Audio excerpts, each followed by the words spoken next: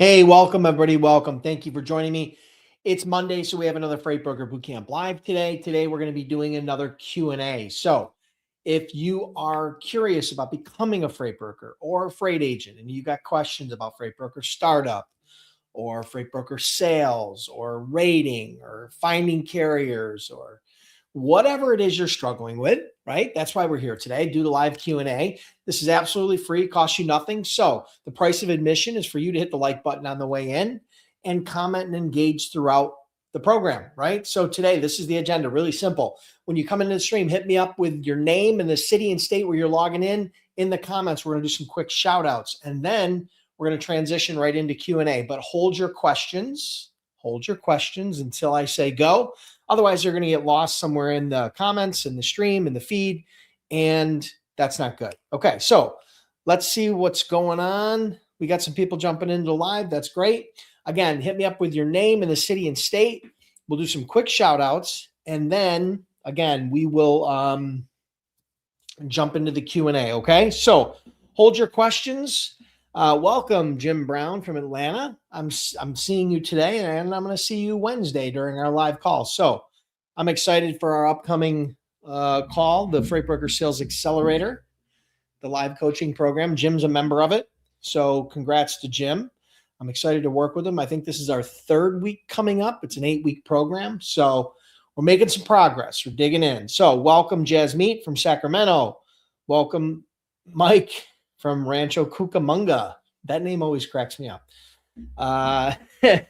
Betty from Wilson, North Carolina. Welcome, Betty. I haven't seen you in a while, Betty. You were always, maybe I'm missing you, but you used to be in the lives all the time. Dave from St. Paul, Minnesota. So we got people coming in from all over the place. That's exciting. Happy that you're here. Glad you're here. We've got more people watching that are giving me comments. So let's hear from each of you, city and state, your name, city and state where you're logging in.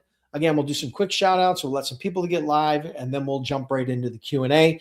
Hold your questions. Okay? Abe from St. Louis. Latasha from Houston, Texas. Yes, Betty, I recognize it's been a while. Steve from Florida. Well, welcome back, Betty. Thank you for joining us again. Ernesto from East Val, California. Awesome. So we got a bunch of California. We got some Texas. We got Atlanta, California. We got a bunch of people. Awesome. So I'm excited that you guys are here again today. The objective of this call is this: to do live Q&A. I'm going to try to wrap this up in about 30 minutes or so. You almost always have more questions than I have time for, which is okay. So I come back every week and I do these lives for you guys. A lot of the questions that I get in these lives revolve around steps to get your authority, getting your bond,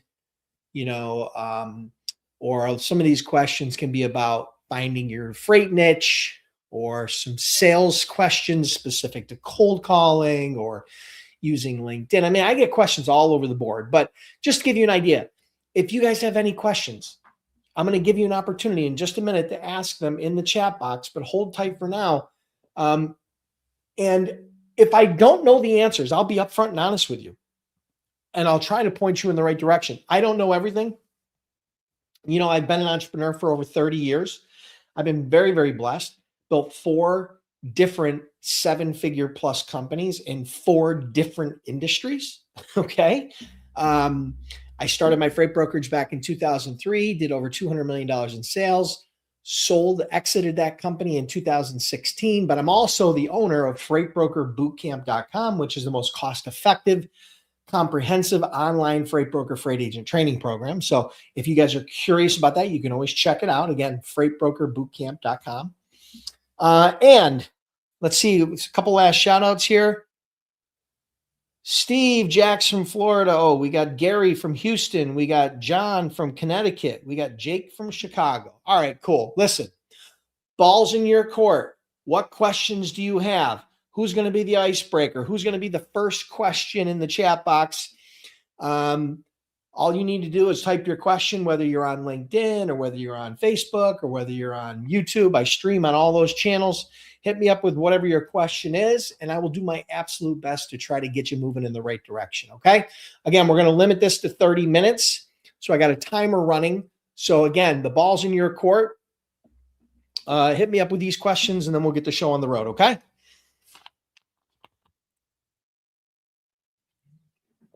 Who's going to be first? Who's going to be the icebreaker? Nobody wants to be the first question. If I were in your shoes, I would always be the first question. Here's why. Because I want to make sure I get my answer. And then maybe I'm going to listen to some other questions. If I don't have any other questions, listen to some other people. And then I'm going to get my butt out and I'm going to go do my thing, right? I'm going to start tackling the rest of my to-do list. So first in, probably first out, just to be honest with you. You can hang around as long as you want, but that would be me. All right, cool. How did you make your first approach? Okay, so when I started my freight brokerage, we incorporated in October of 2003. We became operational, I think, in December is when we actually launched the business. We started making phone calls. They were cold calls, okay? Most of the first approaches and first customers, all of the first customers were cold calls. And typically that cold call involved, now remember, LinkedIn didn't exist back then. Okay. So we didn't have LinkedIn. We had the internet, we had Google, right? It's not that far back, but it was usually a cold call. And, we specialized at that time from the very beginning, Northeast outbound freight. That was our niche. So the cold call really involved focusing specific on that niche and trying to build some quick rapport. The first customer we ever got was local to the Buffalo market. It was actually a furniture company. One of the first customers, I think that was the first one. It was a custom furniture company and they built desks that they needed to deliver regionally. They were really high-end desks. So, and we were just doing van freight. So that was it. I mean, I approached them, specializing in our niche. There wasn't anything special to it. It was just cold outreach, and then developing some rapport, finding a need, and then filling that need. I mean, sales doesn't have to be overcomplicated. Remember, this is 23 years ago. So I don't remember the exact pitch, but that's the framework of which I used and have consistently used over the decades. Okay. If you got a follow up, let me know. Question. I'm having issues with leads I got from Apollo, even though I got everything set up right. Any tips? Well, I don't know what the problem is. Apollo is a data company that also has SaaS products and services associated with their brand. So if you guys are looking for free leads, okay, where you can get access to leads for free, you can go to freightbrokerbootcamp.com/free leads. That will give you a link to Apollo where you can sign up for free with just your email and no credit card. Okay. So that's where you can do that. But the question is, let me pull the question back up here because I lost it. I don't know why. I don't know specifically what the problem is. Okay. So you gotta give me a little bit more context. It's hard for me to diagnose a problem when I don't know what the problem is. You say, I'm having an issue with leads I got from Apollo, even though I got everything set up right. Any tips? I don't know what the issue is. You got to give me more context. Okay. And then I can try to help. I'd love to help, but I need to know more. Where did you decide to start with leads? Okay, back in 2003, it doesn't matter where I started back in 2003 looking for leads because that was 23 years ago, okay? So that was a long time ago. Now, today, if I were starting a freight brokerage today, okay, one of the first places I would go would be to Apollo. I would go to freightbrokerbootcamp.com/free leads. I would sign up for a free account, okay? You put your email in, You don't need a credit card. You sign up for a free account. And then what happens is you will be able to search their database, and you can search by multiple criteria, by industry, by geography, by company size, by job title. You can search by all these different variables, and you can build a list of your specific niche. Now, I don't know what your niche is. I don't know what you want your niche to be. But when I first started, I just shared a minute ago, we started with van freight that originated in the Northeast, meaning New York, PA, New Jersey, up through New England. That region is where all of our customers were shipping from, and it was going west or south. That was our niche. Okay. That's what we identified as our first niche. So that's what we focused on heavily for over a year exclusively. We didn't do anything else. Okay. And then from there, we expanded into Northeast refrigerated, Northeast flatbed, and then eventually we migrated into some other geography. Okay. So strategically, we expanded. But that was how we started in the niche. And I would go in, if I was starting that niche today, I would go in there, I would identify the states, New York, PA, New Jersey, all the states up in New England.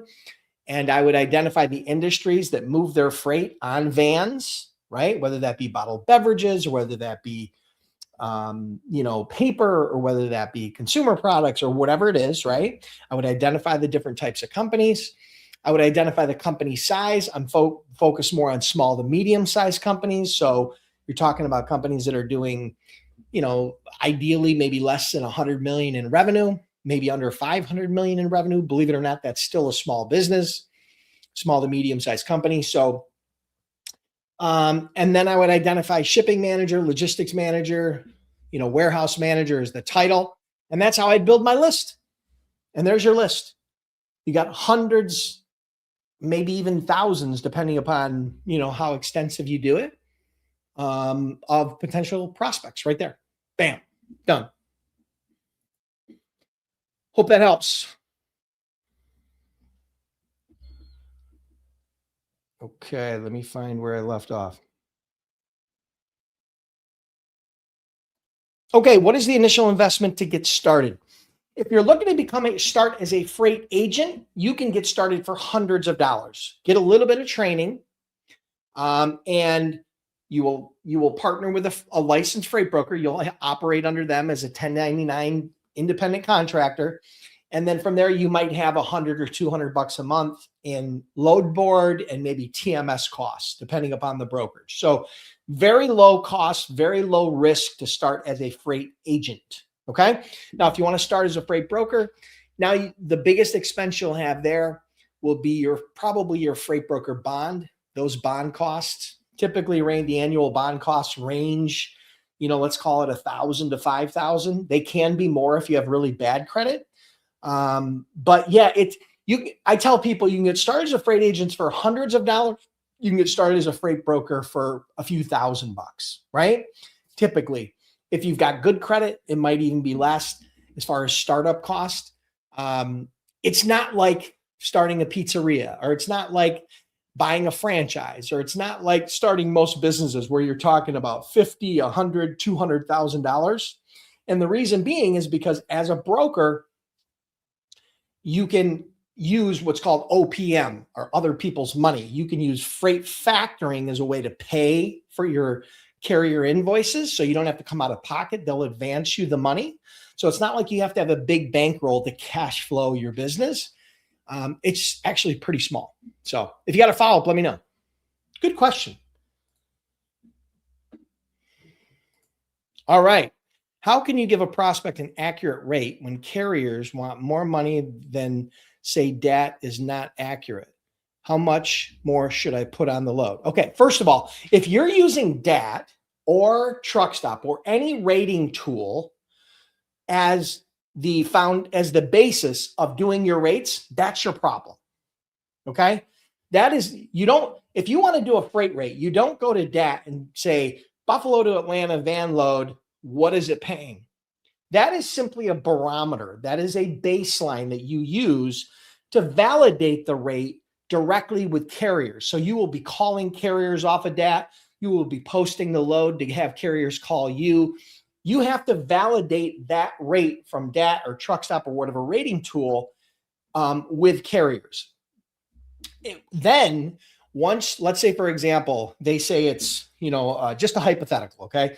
Buffalo to Atlanta, let's say for a van load, the DAT rate says $2,000, just for easy math, okay? And then you start calling some carriers and they're telling you, and you talk to 5 carriers, and those 5 carriers, one tells you 2,500, one tells you 2,400, one tells you 2,300, and one tells you 3,000. Okay. So you have 4 carriers. Obviously, you're going to throw out the 3,000. You're going to throw out the 2,300, and you're going to know it's probably going to cost you somewhere in the range of $2,400 to $2,500 for the truck to move from A to B. You're going to be able to find a carrier that's going to be able to move that load for somewhere in the $2,400 to $2,500 range. And then you're going to mark that up from there. Maybe you take $2,450 as your cost basis, and then you mark it up $200. And there you go. Now you got a $2,650 rate to the carrier or to the shipper with 200 margin built into it. That was a back of the napkin, very quick way of taking the DAT rate or the Truckstop rating tool rate and then validating it with carriers and then marking that up and quoting a shipper. Okay. Now, the reason why the DAT, Truckstop, and the spot market are so different today is because there's a lot of volatility in the market, and volatility is good. Okay. You want volatility. Volatility creates opportunities. And so what I mean by that is because the price of fuel has went up, and because there are now more loads than there are trucks, demand has went up. And now what's happening is there's more competition. So the price per mile is going up. The spot market rate is going up, as well as fuel prices. So what might have moved for 2,002 or 3 or 4 or 5 or 6 weeks ago is now probably moving for 2,500, 2,600, 2,700, maybe even 3,000 or more. Okay. So volatility is good though. And the reason why it's good is because shippers struggle when there's volatility, right? When prices go up dramatically, the shipping warehouse, freight managers, they have downward pressure from their managers to say, listen, you got to hold the rates. You got to hold the rates. We can't continue to increase these rates. And so what happens is, they have service issues and they've got providers that are increasing their rates. And what happens is that opens the door and allows you to stick your little toe in, get your foot in the door, and then budge your way in and get a new customer.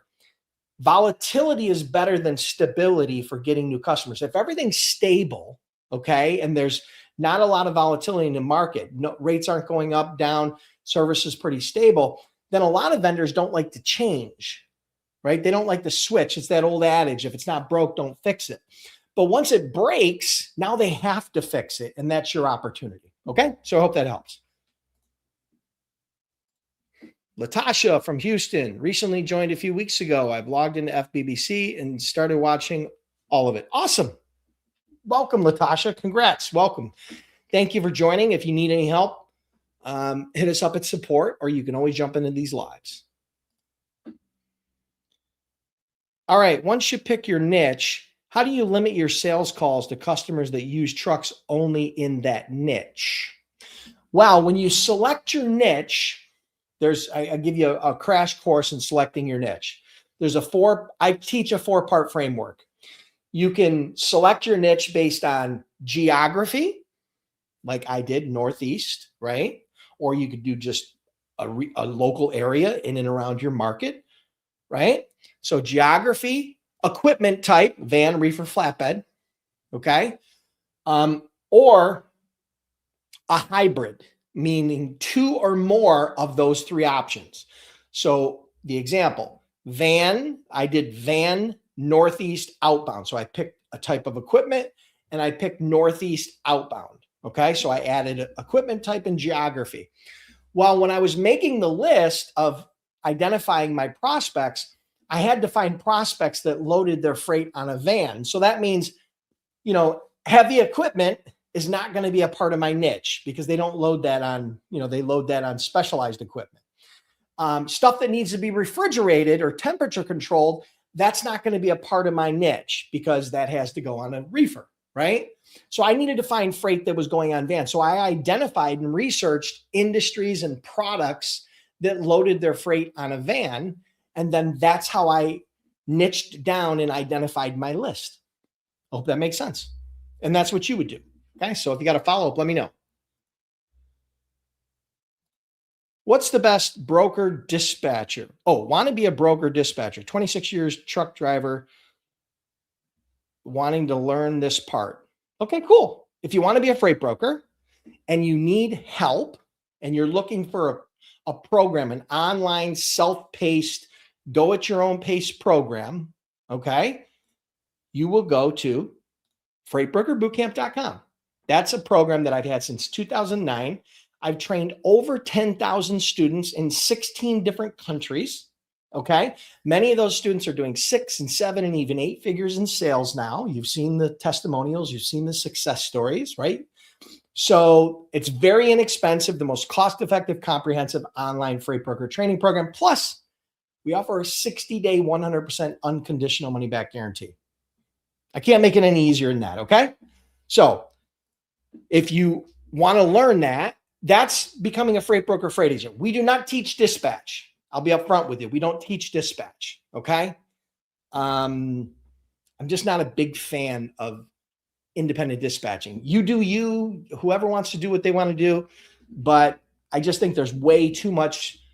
I think people are using dispatching as a way to do unauthorized illegal brokering. It's just my 2 cents. Let me scroll here. Where was I?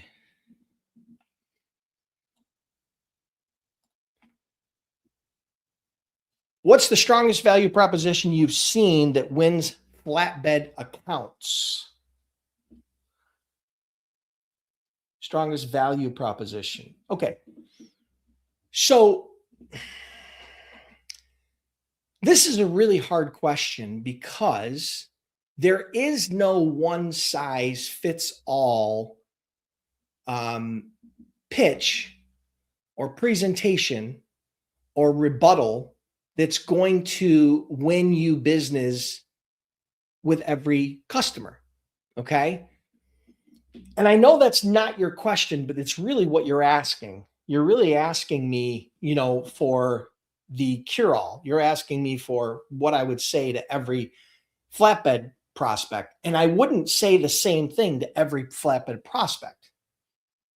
But from a value proposition, I think really what it comes down to is the fundamentals. Okay. But you have to understand something. First of all, in order to sell somebody, there has to be pain. Nobody's going to switch to another broker, okay, just because they like you, okay? There has to be some level of pain. Maybe if it was your brother or your cousin or your brother-in-law, maybe they would, right? But in the normal course of events, they're not going to switch unless there's some sort of pain. And so from a value proposition, the best value you can provide a prospect is a solution to their pain. And pain comes in all kinds of different formats, right? Sometimes it's rate related. Sometimes it's communications related. Sometimes it's claim related. Sometimes it's, billing related. Sometimes it's, those are a lot of the core issues that shipping managers have. Now, there's always nuanced issues, right? There's always issues that are very specific to a type of product. There's always issues that are specific to a type of freight, right? Or a type of equipment. But the best value proposition you can present is to, one, identify that pain and then cure that pain, right? And create a solution to cure that pain. And that involves building trust, because in order for you to even them to tell you what their pain is, they have to start to trust you. You have to build rapport. You have to have a basic level of trust. Someone's not going to jump on the phone, and as soon as you jump on the phone with them, say, "Hey, my name's Joe. How are you?" And then say, "Hey, what's your biggest pain point?" They're not going to tell you. They're not going to be honest with you. Why? Because they don't know you. So you have to learn how to develop rapport, right? And you have to learn how to get their attention. You have to learn how to differentiate yourself so that they don't think you're just another phone jockey. And then from there, you can ask strategic questions to try to identify where that pain is. And then from there, once you've identified that, then now you present some sort of a solution, or you share how you prevent that type of an issue with your existing clients. And then at that point, now you're leading them to the promised land, which is ultimately less pain and more pleasure, right? Because people are going to move away from pain more than they're going to move towards pleasure, right? That's just natural human nature. So I hope that helps, Michael. But if you got a question, I mean, I'm just giving you a little bit of a brain dump because I've never had the question really phrased that way. So I had to kind of process it in my mind. I hope you don't mind my inner monologue coming out and kind of processing that issue. But I think that's the direction I would go. Hopefully that helps. How current are those leads from Freight Broker Bootcamp? If you're a member of Freight Broker Bootcamp, we have a database that is a large database of over 100,000 different manufacturers, distributors, right? They're potential shippers, right? They're not service companies. They're companies that have products that they make, sell, distribute. They're what they kind of call producers, right? So that program is updated. That database is typically updated every couple years. Okay. It's probably due for an update. I'd have to look. Typically it's updated every couple years. But what you have to understand about data is that data, number one, is only as good as the source. And then the source, what happens is every day after that data, you download that data, it ages and it degrades.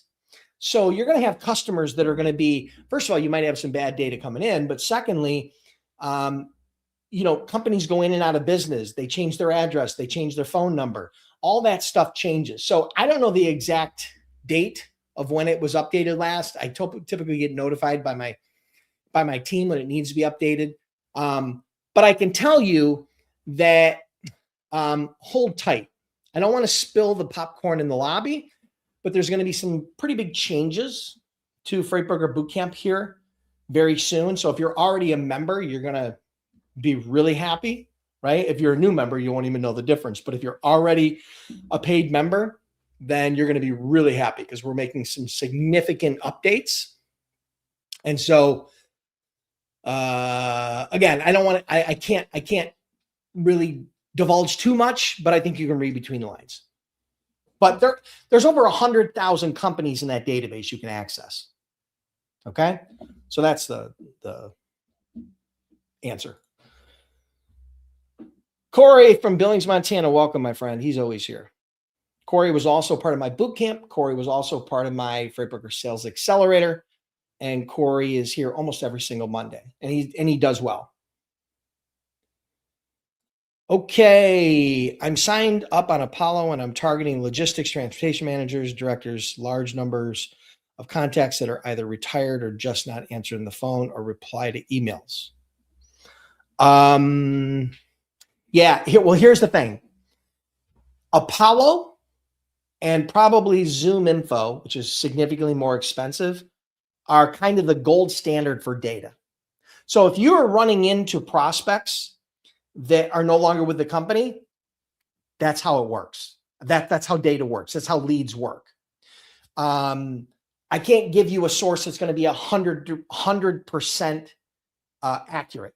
Doesn't exist. Number two, you got it for free. Okay. So let's balance that. It's not like you paid $10,000 to get access to this database. Okay. You get what you pay for. If you want to spend $10 or $20 or $30,000, you could probably get a little bit better quality data that's a little bit less aged, but you're going to have to pay that kind of money. So what I'm trying to tell you is don't look a gift horse in the mouth as far as the data, because I wish in my wildest dreams I had anything near this when I first got started. This didn't exist. None of this existed. There was no free data sources unless you were just searching Google or searching online trying to, one off, trying to find people in the steel industry. And it was a nightmare. I spent an enormous amount of money on data back then, right? For leads. I mean, I think we spent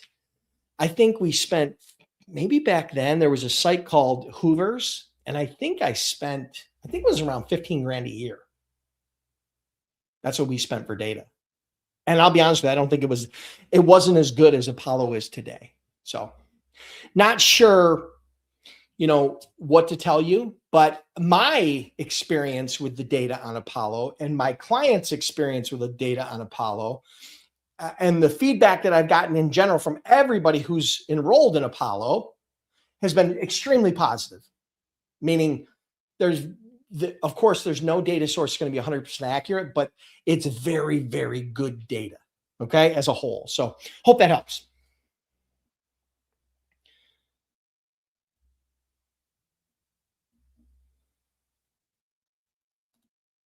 Cool, Betty. That's cool. You use ChatGPT. Sure. Yeah. Why not? If you understand how to use the prompts and you have a specific niche that you're looking for, I'm sure it's going to give you a list of companies. I'm not sure it's going to give you every phone number and email and shipping manager's name. Maybe it does. I've never tried to use it to look for shippers.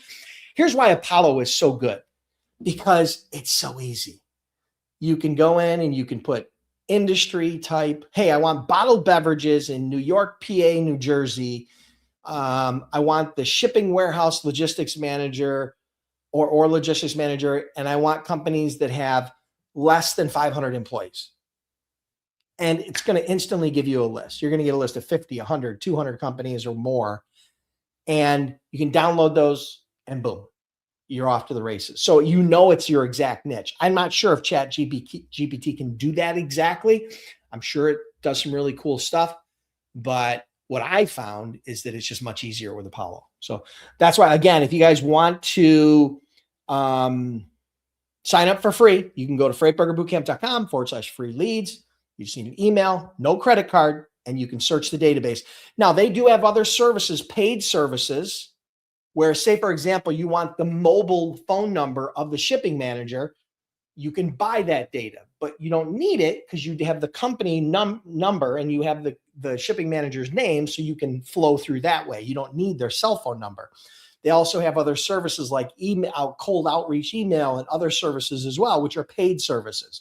So they're not trying to hide what they're doing. They're using the data to attract you and give it to you for free. And then they're selling other services behind the scenes, but you're not required to buy any of those. Okay. So at least you aren't today. Okay. So take advantage of it.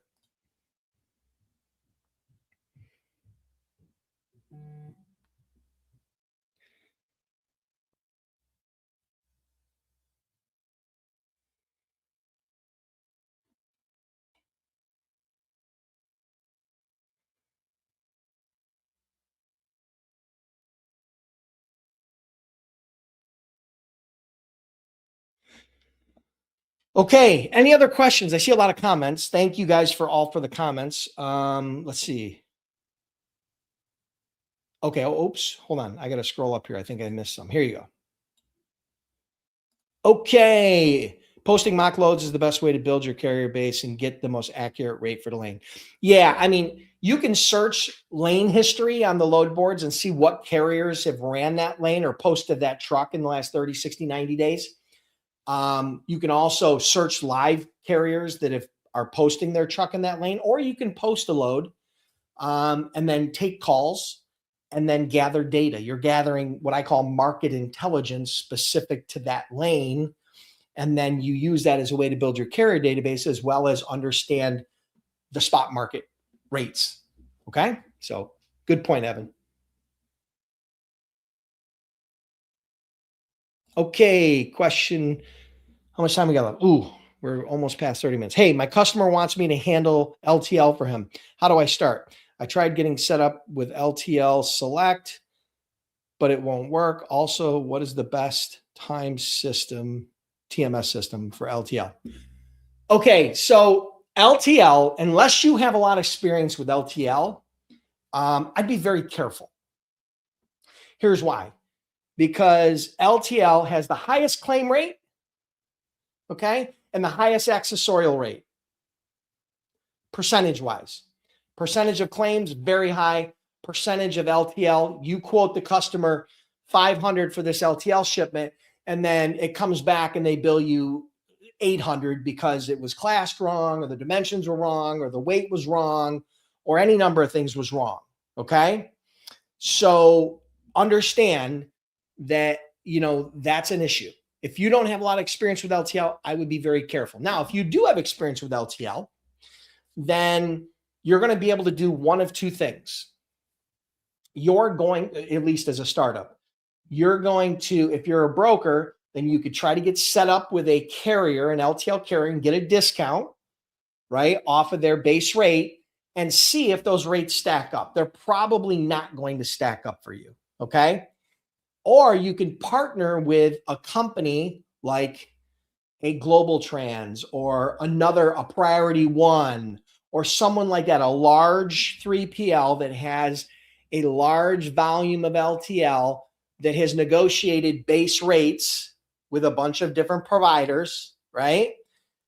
Discounts with different providers, and then you can plug in there. I don't have a TMS to promote or to recommend you to. Maybe it's something I should think about. I know there's some companies out there that are very, very good in the brokerage space for LTL.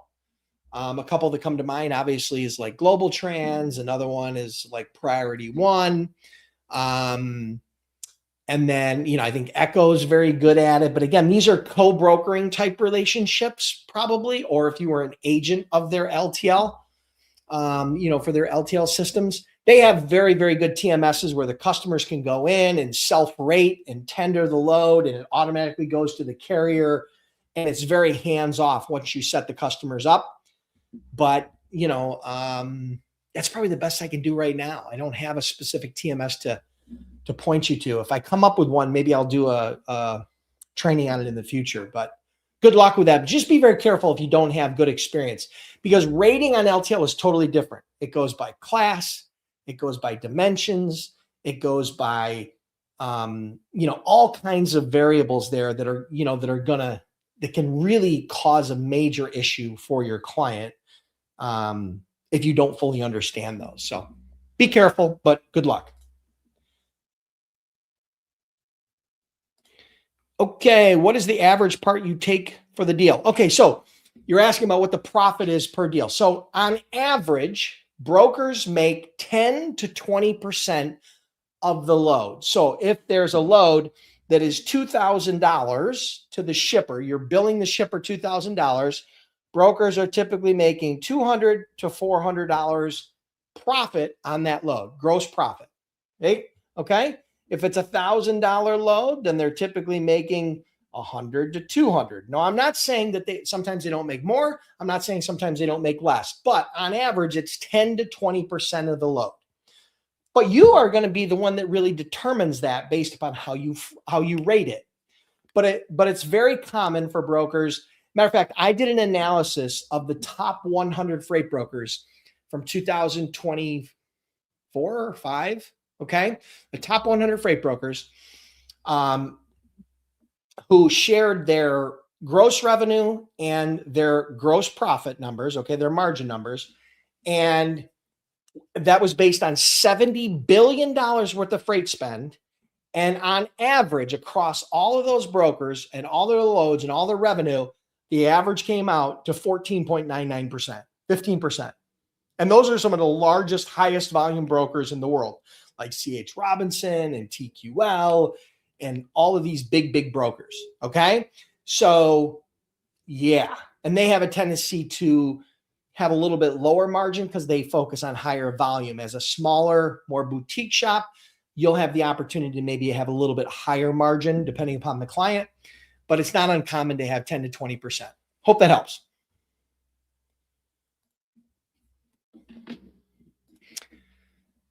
A follow-up question to that question would be, what if I don't have any other customers and you're just starting up? What was your first question, David? I can't remember what your first question was. A follow-up question would be, what if I don't have any other customers? I'm trying to see what it was a follow-up to what? A follow-up to that question is what would be what if I don't have any other customers? Okay, yeah, I don't know. I don't know what your question would be. I'm not sure. If you don't know your question, I definitely don't know it. Freight hustler, prospect of big opportunity, but I'm finding out that it is because EA tendered 2 to 10 stops. Each stop, POC, address, appointment, first come, first serve, details, 70 to 100% driver assist. Any advice on locking in carriers? Okay. So he's speaking a little bit of lingo here. You know, if you have a load that is a one pick, one drop load, that's a one pick, one drop van load is probably the least complex load that you can move. Okay. Just if you just kind of draw a picture. Now, if you add that van load where it has one pick and then it has 5 different stops, meaning it picks up in Buffalo and then it stops in Akron and then it stops in Pittsburgh and then it stops in, Atlanta, then it stops in Jacksonville, right? It's got 4 or 5 stops. That adds a level of complexity to the load. And so the challenge there, number one, is rating it, because if it was one pick, one drop to Jacksonville, it's only going to take, a few days to get there. But if you have multiple stops along the way, it's going to add extra days potentially to transit, which is going to increase your cost. And it's also going to add complexity. And sometimes carriers don't want to get into a multi-stop load because if one stop is delayed, it can throw a wrench in the whole, the whole deal, right? So his question is, how do you lock in drivers? Listen, it's going to come down to money, my friend. They have pain and they're giving you this opportunity because they have pain. The pain they have is they can't find carriers that want to move multi-stop loads at the rate that they've been offering, because there's no bad freight. There's just bad rates, right? So you will find carriers that will move this load. You just might not find carriers to move the load at the rate the shipper wants. So your job is to educate them on what it's really going to cost if they want to move this freight predictably with good carriers. So don't try to fit yourself into their box of a rate. You need to educate them on what the real spot market rate is today. And the spot market rates today are much different than they were 60 days ago prior to the war, right? So that's your job, right? Your job is to consult with them and teach them and show them exactly what it's going to cost. So rates are really the key to the whole deal. Carriers will give you an opportunity to start moving that freight. They'll move the freight for you, and if everything goes well, then they'll continue to move that freight for you. But if things don't go well, then they'll never move that load for you again. And again, complexity creates opportunity, right? Complexity creates margin, right? So if you got a follow-up, let me know. I hope that helps.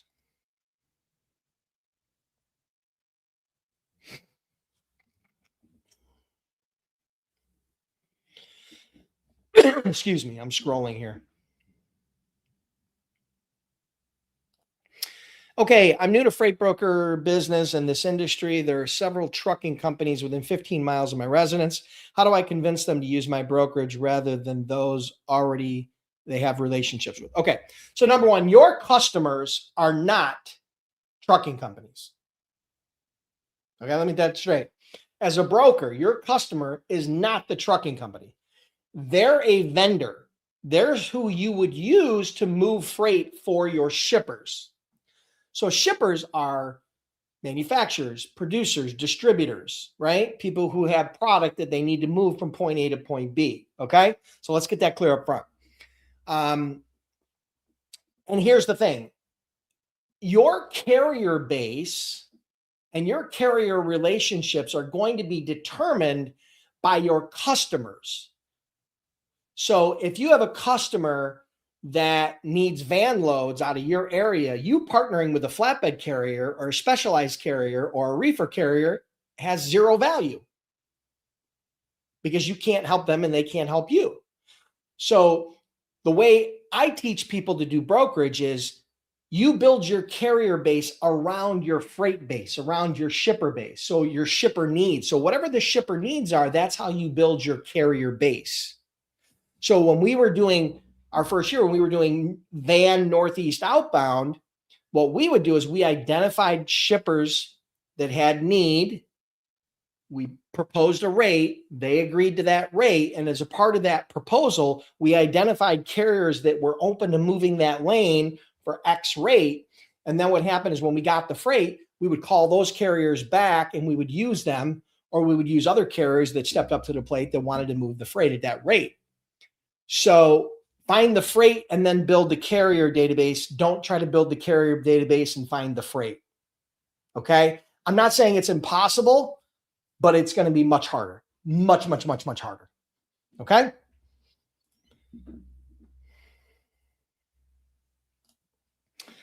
David, what's the best time of day and day of the week to do cold calling? There is no best. Okay. The best time is now. And I say that just being totally honest. I could tell you Tuesday, Wednesday, Thursday at 10 a.m. or 5 p.m. and opinions are going to vary. And if you went online and did a search, you're going to get different answers from 10 different sources. But that doesn't mean, even if it was true, it doesn't mean you only call Tuesday, Wednesday, Thursday. You call every day. You're a startup. If you're not selling 90% of the time, you're doing something wrong. Here's the thing. Sales is like oxygen. If you don't get customers, you die. If you don't breathe, you die. So is it important that you breathe every few seconds, every part of your day, or you die? Absolutely. And as a freight broker startup, it's important that you prospect all day, every day, until you don't have to prospect all day, every day. Here's the cool part, right? Here's the cool part, David. You don't have to do that forever. Because if you build a small customer base of 5 or 10 clients, okay? 5 or 10 clients is going to build you a 6-figure income typically. Okay? You're going to earn a 6-figure income with 5 to 10 small to medium-sized clients. I'm not talking about Nucor Steel or or Nestle or Unilever or Monster. I'm not talking big brands. I'm not talking about big Walmart. I'm not talking about any of those. I'm talking about small to medium-sized companies in your local area, your region. If you have 5 to 10 of those, you're going to be earning a 6-figure income. Now, if you want to earn multiple 6 figures, then you're going to have to add more clients. But you don't have to do prospecting 90% of the time forever. You only got to do it until you have a small base of customers, because then you're going to focus on supporting those customers. And yeah, you'll probably still spend 20 or 30% of your time prospecting, but you're not going to have to spend 90% of your time. But right now, as a startup, you have to look at this like you have to look at every call like it's the opportunity to breathe. And if you don't take that kind of urgency to your business, that's a problem. And I'm not saying you in general. I'm just saying in general. Okay. I hope that helps.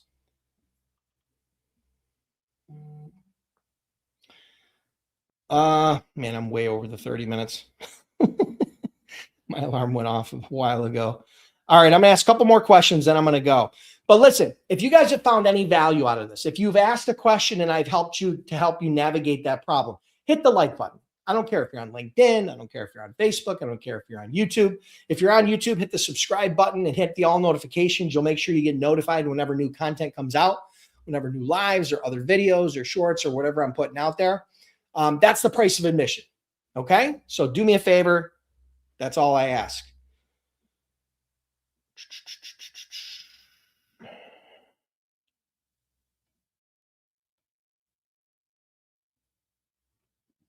Okay. Okay, good question. How do I become an expert in hazmat or flatbed trucking? Okay, so there's different definitions of expert. An expert doesn't mean that you have to have 20 years of experience. Okay. An expert means that you know more than 9 out of 10 people walking down the street. Okay. An expert is someone that understands the lingo, understands the challenges, and understands the market that they're an expert in. If it's van northeast outbound, my niche, it didn't take very long to figure that out. Honestly, within the first 30, 60, 90 days, I knew more about northeast outbound van freight than 90% of the market out there. So it didn't take very long. The way I did that is I dove in, right? I dove in and became that expert. Now you can read and you can listen to and you can research things that help you become educated. And that's a part of becoming an expert. But part of that expert is doing. Okay. There's a quote. Maybe I can find it. Hold on.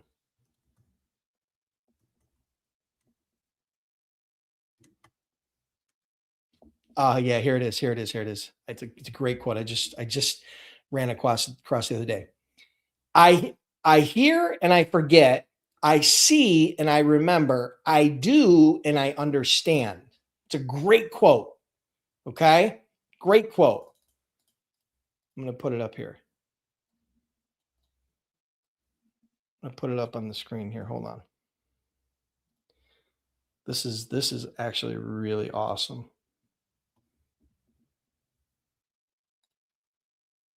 Oh, hold on.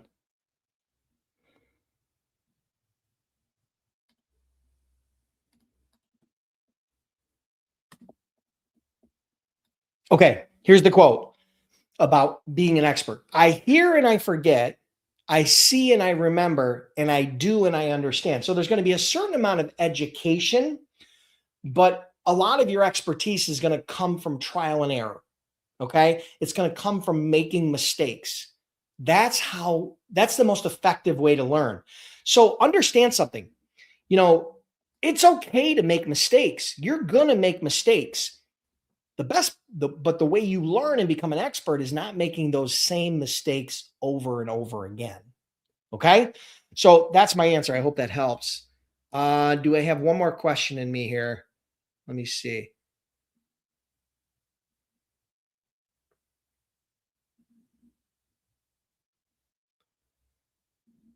I'm scrolling here. Let's see. You're welcome. Okay, cool. Listen, guys, I'm going to wrap it up for today. But if you guys are curious about becoming a freight broker and you're looking for some help, you're looking for a course A to Z, so you don't have to bounce between YouTube and TikTok and LinkedIn and Facebook to try to get the answers to these questions, go to freightbrokerbootcamp.com. Trained over 10,000 students, had that program for over 15 years now. And we offer a 60-day, 100% unconditional money back guarantee. Can't make it any easier than that. If you're already a broker or an agent, right, or you're just launching right now and you're looking for help with sales and how to get shippers and how to get your first 5 or 10 clients and hit your first 7 figures, go to freightbrokerbootcamp.com/waitlist. That is my Freight Broker Sales Accelerator. Now, the program is closed right now. You can't enroll. It's sold out, but you can get on the wait list. If you get on that wait list, the next time I open it up, hopefully in the next, call it 60 days or so, when I open it back up, you'll be the first to get notified. You'll get all the details, and then, we'll have a quick conversation. And if you're a good fit, I'll invite you into the program and we'll work together for 8 weeks. Now, I've got some of my Freight Broker Sales Accelerator members in this live and current and past. We've got great feedback, great reviews, a lot of great success stories. But if you're struggling with sales, that's where I coach and mentor you. It's not an online training program. It's a coaching and mentoring program. I call it a hybrid mentoring program, where I take that piece of my brain, I transplant it into your head. I teach you my best freight broker sales strategies, tactics, tools, and the entire system. And it's designed to help you get your first 5 or 10 clients and stick 50 to 100,000 in profit in your pocket in your first year. So I hope that helps. Okay. Get on the wait list. That's important. Okay. Get on that wait list. It's sold out now, but it won't be forever. And if you're not on the wait list, you definitely won't get a chance in the future. So I really appreciate you all. If you guys learned anything, do me a huge favor, hit the like button, share the stream if you're on Facebook, share the stream if you're on LinkedIn, or repost it. Appreciate everybody attending. I'll be back next Monday with the next Freight Broker Bootcamp Live. Have an awesome day. Have an awesome week, and I'll see you next week.